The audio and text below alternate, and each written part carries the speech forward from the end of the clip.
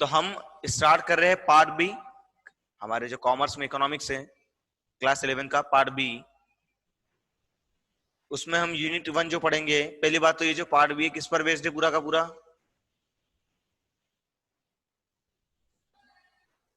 Indian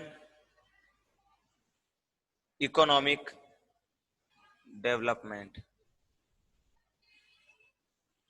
ठीक है, okay.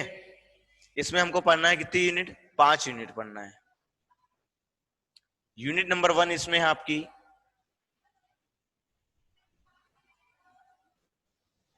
Development policies and experience. कब से कब तक, 1947 जब हमारा देश आजाद हुआ तब से लेकर 1990 तक। ठीक है, इसी को हमने जब नाम दे दिया क्या, Indian economy, Indian economy on the eve of independence. ठीक है, तो इस यूनिट से हम शुरू कर रहे हैं। अन्य 4 यूनिट के मैं नाम ले लेता हूं। Unit number 2 is economic reforms since 1991। 1991 के समय क्या व्यवस्थाएं थी हमारी, क्या इकोनॉमिक कंडीशन थी, क्या सिचुएशन थी, और हमने किस परिस्थितियों में एलपीजी को अपनाया था। ठीक है, now unit number 3 is current challenges facing Indian economy. आज इंडियन इकोनॉमी के सामने कौन कौन सी चुनौतियां है, कौन कौन से चैलेंजेस है, इसके बारे में बात करेंगे। Unit number 4 is development experience of India, comparison with neighbours, है ना। तो नेबर्स से हमारे क्या क्या रिलेशन है, इसके बारे में हम बात करेंगे। ठीक है, ये जो आपकी यूनिट नंबर 2 जैसे देखेंगे, मैंने इकोनॉमिक रिफॉर्म्स बोला है, उसके पहले आपकी अगर बुक में देखेंगे तो आप देख रहे होंगे Indian economy features problem and policies and planning. इसको इसी में मान लिया गया है, इसमें ऐड कर दिया है। हालांकि यहाँ पर अलग यूनिट बनाकर बताया है, इसमें हमने क्या कर लिया है, features problem policies and planning. ठीक है, तो आपकी 5 यूनिट ऐसी हमको पढ़ना है टोटल। स्टार्ट हम कर रहे हैं किससे, यूनिट नंबर 1 जो कि आपकी क्या है, Indian economy on the eve of independence. ठीक है, यहां से हम शुरू करते हैं। ठीक, चलिए यहां से हम स्टार्ट करते हैं। चलिए यहां से शुरू करते हैं हम। जो हमारा टॉपिक स्टार्ट हो रहा है वो हो रहा है Indian economy on the eve of independence. आजादी के समय भारतीय अर्थव्यवस्था कैसी थी, उसकी स्थिति कैसी थी, इसके बारे में हम बात करेंगे। ठीक है, तो मैं ये हेडिंग डाल देता हूं यूनिट की। आपकी यूनिट नंबर 1 है Indian economy on the eve of independence. ठीक है, ठीक है, यहां से हम स्टार्ट करते हैं। और इसमें जब पहला पॉइंट देखते हैं तो देखिए, अब Indian economy on the eve of independence आपको समझना है। इसके पहले हमको पता होना चाहिए कि इंडियन इकोनॉमी की बात तो हम कर ही रहे, तो हम पहले ये समझे कि इकोनॉमी क्या होती है। ठीक है, अगर हमको पता रहेगा इकोनॉमी क्या होती है तभी तो हम समझ पाएंगे किसी भी इकोनॉमी के बारे में। ठीक, तो इकोनॉमी क्या होती है, मैंने आपको पहले भी बताया था प्रीवियस क्लासेस में। इकोनॉमी क्या है,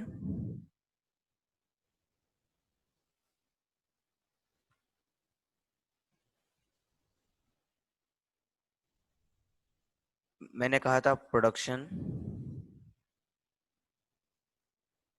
डिस्ट्रीब्यूशन एंड कंजप्शन किसका हो, गुड्स एंड सर्विसेज का किसी ज्योग्राफिकल एरिया में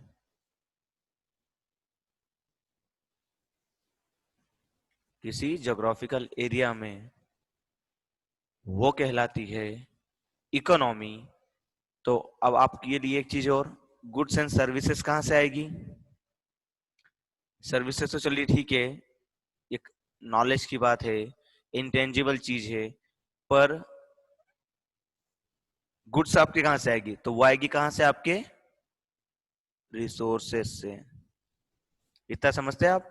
रिसोर्सेस मतलब मैंने आपको बताया था, रिसोर्सेस के तीन टाइप होते हैं। एक होता है नेचुरल रिसोर्सेस, एक होता है man made resources,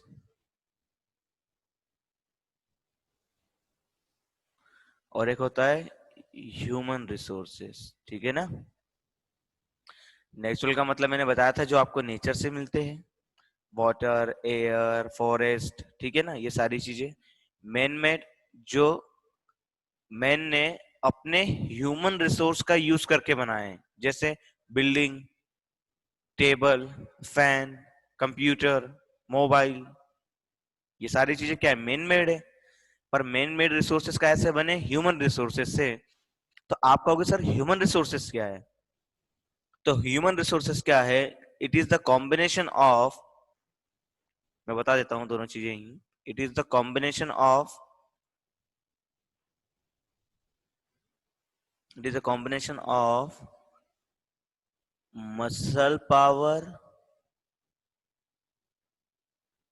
as well as brain power. ये ह्यूमन रिसोर्स होता है। यदि आपके पास ताकत होगी और दिमाग होगा, तभी तो आप इन चीजों को बना पाओगे, मेन मेड रिसोर्सेस को। किसकी मदद से? नेचुरल रिसोर्सेस की मदद से। आया समझ में? ठीक है, थोड़ा सा आगे बढ़ते हैं। यहां तक यदि आपको समझ में आ गया है तो मैं आगे बढ़ता हूं। अब यहाँ पर एक चीज देखिए, मीनिंग ऑफ इंडियन इकोनॉमी की बात करते हैं।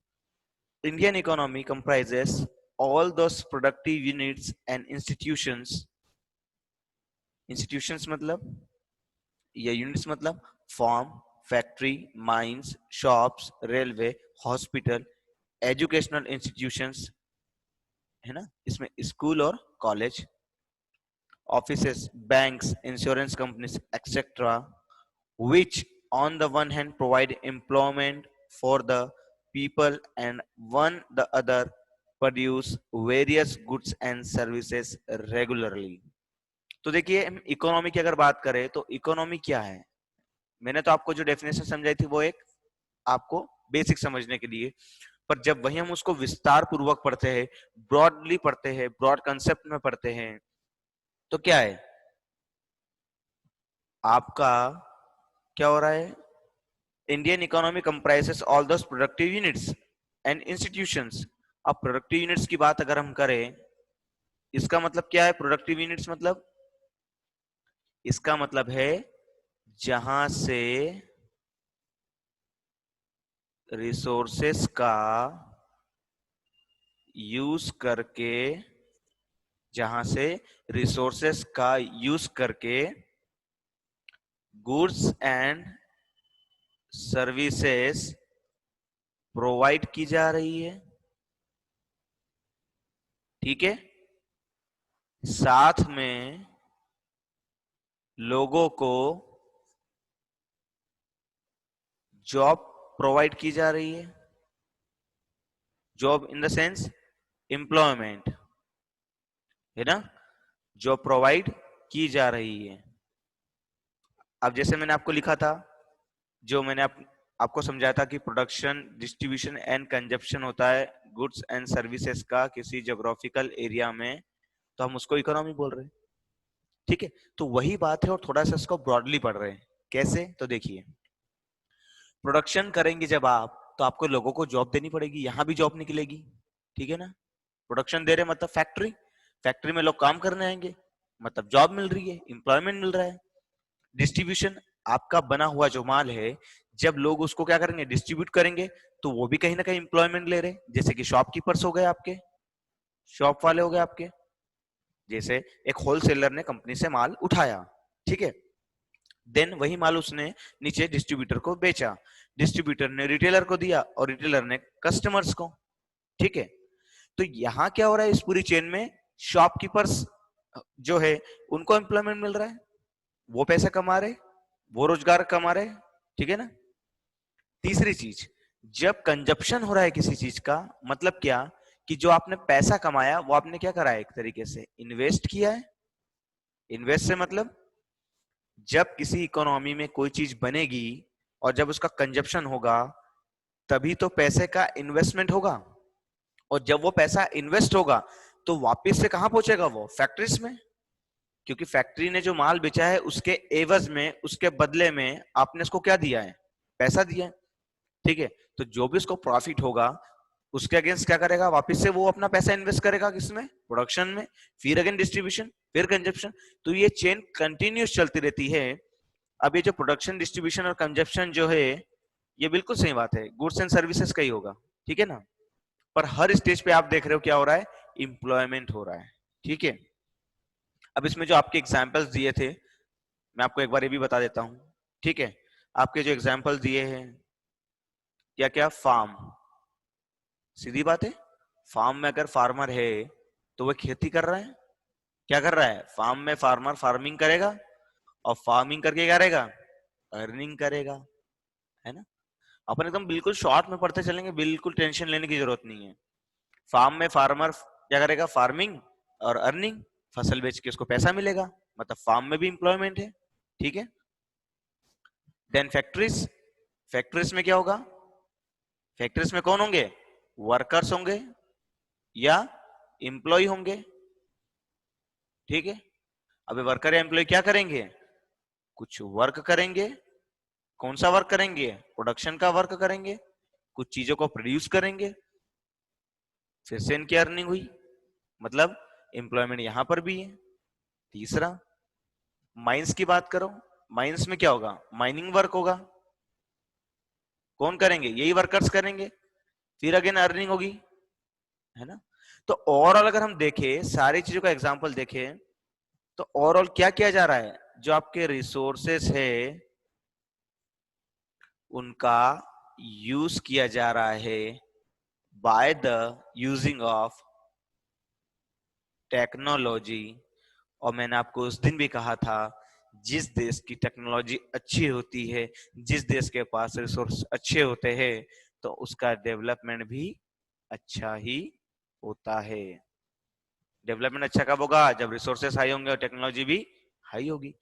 अब ये सुनिए कि हम ये क्यों पढ़ रहे हैं, क्योंकि आपको ये बताना है इस चैप्टर में कि जब ब्रिटिश लोग इंडिया के अंदर थे, जब अंग्रेज भारत के अंदर थे, तब उन्होंने किस प्रकार से हमारे रिसोर्सेस का अपने देश के लिए यूज किया, अपने इन द सेंस ब्रिटेन के लिए, ना कि भारतीयों के लिए।